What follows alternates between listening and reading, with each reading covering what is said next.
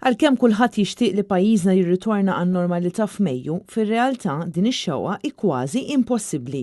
Huwa ħażin li tpinġi xenarju ta' dan it-tip. Sa Mejju, business as usual.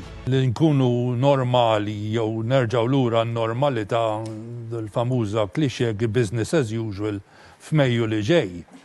Nara purament wishful thinking, ġifieri m'hemmx from a technical point of view I find it impossible. Nispera li l-wishful thinking f'moħħ il-Prim Ministru mhuwiex il-business as usual f'moħħ il-Prim Ministru mhuwiex il-business as usual li kellna f'Ġunju tas-sena l-oħra fej żarmajna kollox u ftaħna l-bibien beraħ u issa għadna mbagħtu l-konsegwenzi. Klim l-eks Superintendent tas-Saħħa Pubblika Ray Busuttil f'intervista li saritlu waqt il-programm NetLife fejn fakkar ukoll kemm huwa importanti li qabel ma jkun deċiż li jiddaħħlu miżuri ġodda jkunu msaħħa il-miżuri attwali.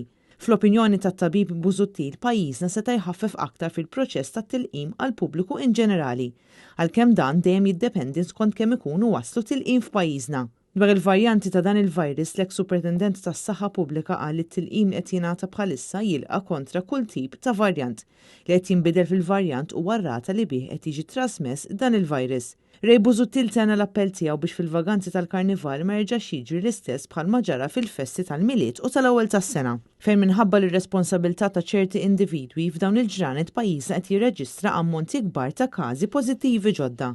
Diġà kien esperjenza qarsa għax ma qadniex attenti fil-ġranet tal-miliet, ma tallimniex ħan nirrepetuhom fi żmien il-Karnival, 3 ijiem qed ngħidu ta' il-Karnival imur u jiġi.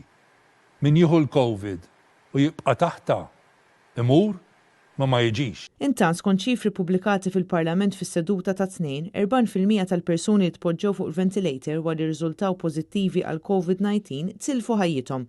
Dan ifisser li 2 minn kull 5 persuni tilfu l-battalja tagħhom ma' dan il-virus. Il-Ministru tas-Saħħa Chris Fearn qal li minn Marzu sa Diċembru tas-sena li għaddiet tpoġġew 99 pazjent fuq il-ventilator li minnhom sfortunatament tilfu ħajjithom 40 persuna. Fl-ewwel mewġa ta' din il-pandemija ma mietet ebda persuna mit-12 kellhom bżonn il-ventilator.